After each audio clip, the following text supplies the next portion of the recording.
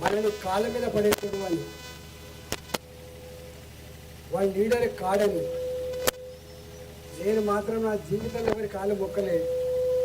మొక్కేది మా అమ్మని మాత్రమే, మొక్కేది మా నాయనని మొక్కేది తప్ప ఎవరి మొక్కలే. గౌరవం ఉంటే గుండెల్లో ఉండాలి కానీ ఇవాళ కాళ్ళు మొక్కే కల్చర్ మంచిది కాదని చెప్పి ఏదో చెప్పిండు. నేను సంపూర్ణంగా సంతోషపడుతున్నాను. ఇవాళ వనజమ్మ అభ్యర్థి మన అభ్యర్థి కళావరి కాదు, వనజమ్మ మన అభ్యర్థి. వనజమ్మకు తోడుగా కళావరి ఉంటాడు. ఒక్కడి మాత్రం సత్యం, గూడూరు చరిత్ర ఏమో నాకు తెలుసు. అది మల్లబడే చరిత్ర, అది మచ్చరిచ్చే చరిత్ర కాదు, మాయ చేసే చరిత్ర కాదు.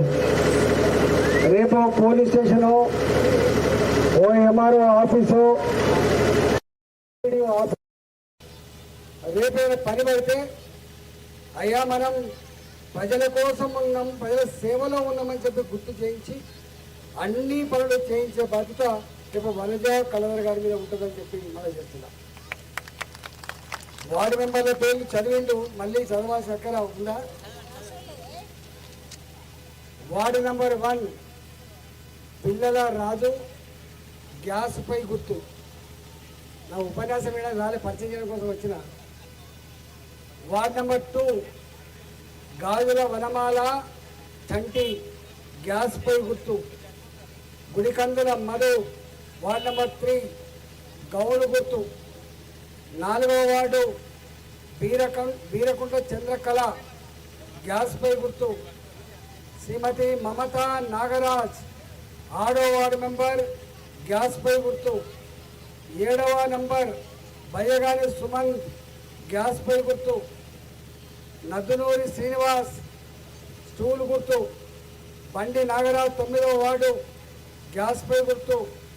10వ వార్డు బండి సుజాత నవీన్, గ్యాస్ పై గుర్తు. 11వ వార్డు గాజుల అవినాష్, గ్యాస్ పై గుర్తు. కుమ్మరి భాగ్యమ్మ గౌను గుర్తు.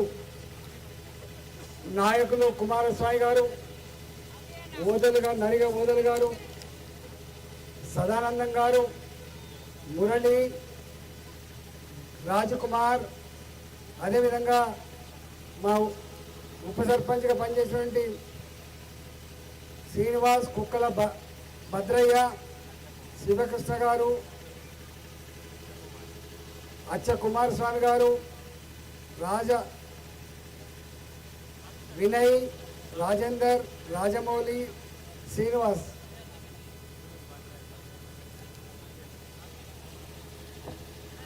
రెండేళ్ళు అవుతుంది, మునుపటిలాగా వస్తలేదు. అవునా? అంతకుముందు వస్తేనేమో హక్కులాగా తీసుకుపోయేది గెలివాళ్ళకి. ఇక్కడ రా బిడ్డ, అక్కడ రా బిడ్డ, ఈ పని ఉంది బిడ్డ, గా పని ఉంది బిడ్డ అని. ఇప్పుడు హక్కులాగా వస్తలేదు. ఇంటికి వస్తాను హైదరాబాద్కి. ఇక అయిపోయిందేమో అయిపోయింది, కానీ మరి నువ్వు చేయకపోతే ఎవరు చేస్తారు?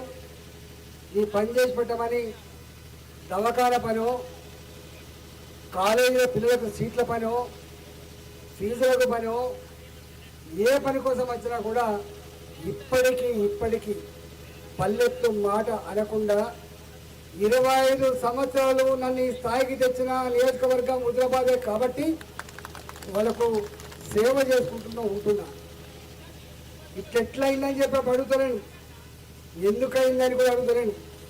ఇప్పటికే పరిపరి విధాల పత్తులు ఏరే కాడ, నాట్లు వేసే కాడ, పాను డబ్బాల కాడ, హోటళ్ళ కాడ, 10 మంది కూర్చున్న కాడ మీరు డిస్కస్ చేసి ఉంటారు.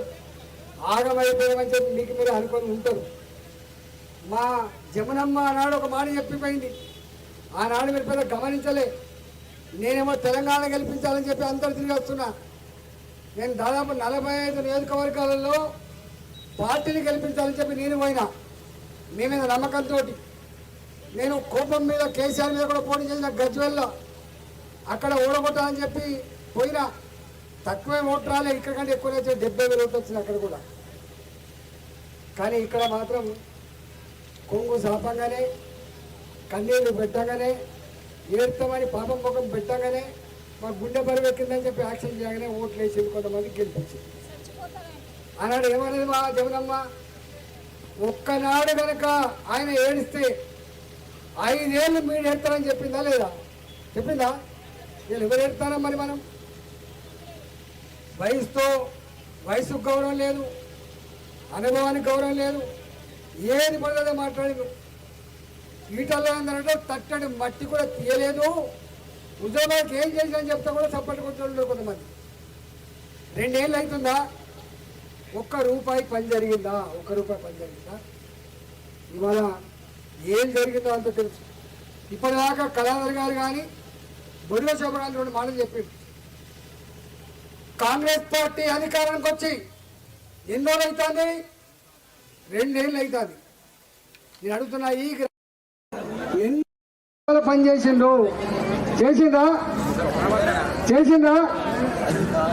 మరి రాబోయే 3 నెలలు మళ్ళీ ఏం చేస్తారు?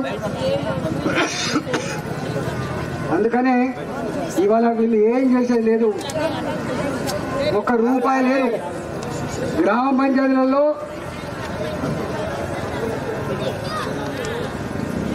పంచాయతీలలో రూపాయి లేదు. అనేక మంది సర్పంచులు, అనేక మంది వార్డు మెంబర్లు, అనేక మంది ఎంపీటీసీలు మాకు బిల్లులు ఇవ్వకపోతే మందు తాగి చచ్చిపోతామని చెప్పి కలెక్టరేట్ల ముందు మందు తాగుతున్న చెత్తమని చూసినాం. ఇవాళ రేపు ఈ సర్పంచ్ గెలిచినా కూడా పాత బాకీలు ఇవ్వడానికి కూడా పైసలు లేవు, గుర్తుపెట్టుకోండి. నేను ఉన్న విషయం చెప్పడం కాదు, రోజు పేపర్లో చూస్తున్నారు, మీరు టీవీలో చూస్తున్నారు.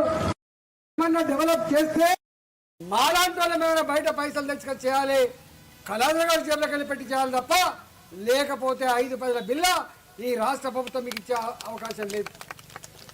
ఇప్పటికి కూడా ఉపాధి హామీ పని జరుగుతుందా? ఉపాధి హామీ పని ఎక్కడి నుంచి వచ్చింది? ఢిల్లీ మోడీ గారి దగ్గర నుంచి వచ్చింది ఉపాధి హామీ. ఉపాధి హామీ పనిలో మెటీరియల్ కాంపౌండ్ వస్తే గ్రామ పంచాయతీ భవనాలు, అంగన్వాడీ భవనాలు, శ్మశాన వాటికలు, తడి చెత్త, పొడి చెత్త, షెడ్లు, సిమెంట్ రోడ్లు, మురికి కాలువలు, పెరిగే చెట్టు, వెలిగే బల్బు, తినే బియ్యం కూడా ఇవాళ కేంద్రం ఇస్తాను. నువ్వు తినే బియ్యం కూడా 6 కిలోలు, 6 కిలోల బియ్యంలో 5 కిలోల బియ్యం కేంద్రం ఇస్తాని, 1 కిలో బియ్యం మాత్రమే రాష్ట్రం ఇస్తుంది, గుర్తుపెట్టుకోండి. కానీ వాళ్ళు ఇచ్చేది మాత్రం నేనిస్తున్నా అని చెప్తారు తప్ప కేంద్రం ఇచ్చిందని మాత్రం ఎప్పుడు చెప్పరు. కానీ నేను ఒక మాట చెప్తున్నా, కేంద్రమైనా రాష్ట్రమైనా మనకిచ్చే బియ్యం, మనకిచ్చే ఉపాధి హామీ డబ్బులు, మనకొచ్చే గ్రామ పంచాయతీ సఫాయిలకు ఇచ్చే జీతాలు, కరెంటు బిల్లులను కూడా ప్రజలు కట్టిన పనుల పైసలే తప్ప సొంత పైసలు కాదు. పార్టీల పైసలు కాదు, నాయకుల పైసలు కాదు. కాబట్టి పైసలేం లేవు, ఎక్కువ తక్కువ హామీలు ఎక్కువ అమలు కావు. కానీ గా గుడికో, గా బడికో, ఈ సీసీ కెమెరాలకో, ఎక్కడ మట్టి రోడ్ల కోసమో తప్పకుండా ఎక్కడైనా తెచ్చి కొంత చేయించే ప్రయత్నం చేస్తామని చెప్పి హామీ అయితే మా కళాధర్ గారు, వనిజ గారు ఇచ్చిండ్రో అమలు చేసే ప్రయత్నం చేస్తాం. రెండవది గూడూరు. మీరు చాలా చైతన్యపరుడు. ఇక్కడ ఎంతమంది రిటైర్డ్ టీచర్లు ఉన్నారో, ఎంతమంది టీచర్లు ఉన్నారో, ఎంతమంది గవర్నమెంట్ ఎంప్లాయీస్ ఉన్నారో నాకు తెలుసు. కాబట్టి దయచేసి ఈ 4 రోజులు కష్టపడి మీరు పెద్ద ఎత్తున గెలిపించండి. నేను వచ్చింది ఉపన్యాసం ఇవ్వడానికి రాలేదు, ఒకసారి మళ్ళీ ముఖం చూపించి ఒకసారి దండం పెట్టి పోదాం. మళ్ళీ మనకు బాట పడాలంటే ఇప్పుడు అంటాను, ఈ తరానికి ఏం పని ఓడగొట్టినాక కూడా మళ్ళీ వస్తాను అన్నారు. అందుకని 2 నెలలు దాకా సపోర్ట్ చేయలేదు. 2 నెలలు దాకా ఎందుకు వచ్చినా, ఈ సర్పంచ్ ఎన్నికల మళ్ళీ గెలిస్తే నాలాంటోడు మలకాయిని పార్లమెంట్లో ఉన్నా కూడా మళ్ళీ రావడానికి ఆస్కారం ఉంటుంది. కాబట్టి ఇవాళ 1 నిమిషం ఉండి బిడ్డ ఉంటుంది. కాబట్టి రేపు మళ్ళీ పాత లెక్కలో మన పనులు మనం చేసుకోవాలన్నా, మన అభివృద్ధి మనం చేసుకోవాలన్నా, మన కష్టాలు మన సుఖాలు తీర్చుకోవాలన్నా కూడా మీరు ఈ బాడీని గెలిపించండి. వారితో పాటుగా నేను కూడా వచ్చి మీకు ఎప్పుడన్నా పిలిస్తే పలికే బిడ్డలాగా ఉంటా అని చెప్పి మనం చేస్తా ఉన్నా. 25 ఏళ్ల క్రితం వచ్చిన నాడు ముక్కు మగం తెలవకపోయినప్పుడు కూడా గొప్ప మెజార్టీ గెలిపించింది. ఎక్కడ కమలాపూర్ ప్రతిష్టను కానీ హుజరాబాద్ గౌరవాన్ని ఎక్కడ భంగం కలగలే. మీరు ఎక్కడికి పోయినా హుజరాబాద్ అనగానే అప్పుడు ఈటల చెప్పేది. ఇవాళ ఈటలు అని చెప్తలేరు. మునుపటిగా పలుకుబడి లేదని చెప్తున్నారు. మా వాళ్ళు చెప్తున్నారు మునుపటిగా పలుకుబడి లేదు బిడ్డ అని. పలుకుబడి పోగొట్టి ఇచ్చింది మీరే, పలుకుబడి పోగొట్టింది జనమే. కాబట్టి నేను ఒకటే విజ్ఞప్తి చేస్తున్నా, ఇలా కన్నగడ్డ ఇది మన కన్నగడ్డ. ఢిల్లీకి రాజైనా తల్లికి మాత్రం కొడుకే, తల్లికి మాత్రం కొడుకే. ఇది జన్మభూమి, అది కర్మభూమి. కాబట్టి ఇవాళ అక్కడ కూడా వాళ్ళు పాపం ఇక్కడి నుంచి పంపిస్తే ఇదమో శోభక చెప్పినట్టుగా, కళాలు చెప్పినట్టుగా 70 లక్షల మంది అక్కడ తెలుసా, 70 లక్షల మంది. సగం హైదరాబాద్ ఉంటారు, మినీ ఇండియా. రాజస్థాన్ వాళ్ళు ఉంటారు, గుజరాత్ వాళ్ళు ఉంటారు, మహారాష్ట్ర వాళ్ళు ఉంటారు, ఒరిస్సా వాళ్ళు ఉంటారు, ఆంధ్రలో అందరూ ఉంటారు. 70 లక్షల మంది, 40 లక్షల ఓట్లు, 4 లక్షల మెజార్టీ ఇచ్చింది పాపం. వాళ్ళకి ఒక్క రూపాయి సేవ చేయకపోయినా ఈ ఈటల కాపాడుకోవాలి. ఈయన ఉంటేనే మనకింత పేదలకు అండగా ఉంటారని చెప్పి ఇలా వాళ్ళు గెలిపించుకుంటే వాళ్ళ రుణం తీసుకునే ప్రయత్నం చేస్తున్నా.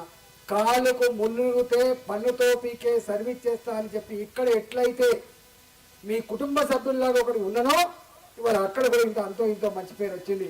మీరు మలకాయలు ఎక్కడ పోయినా ఈటలాగానే ఇంత భూమ పెడితే పక్క పెడతారు, ఇంత మంచినీళ్ళు ఇస్తారు, ఇంత చేపోతారు. మీకు పని బట్ట కూడా చేసే పలుకుబడి సంపాదించి పెట్టినా. కాబట్టి ఇవాళ అది కూడా పెద్దగా అయిపోయింది మనకు.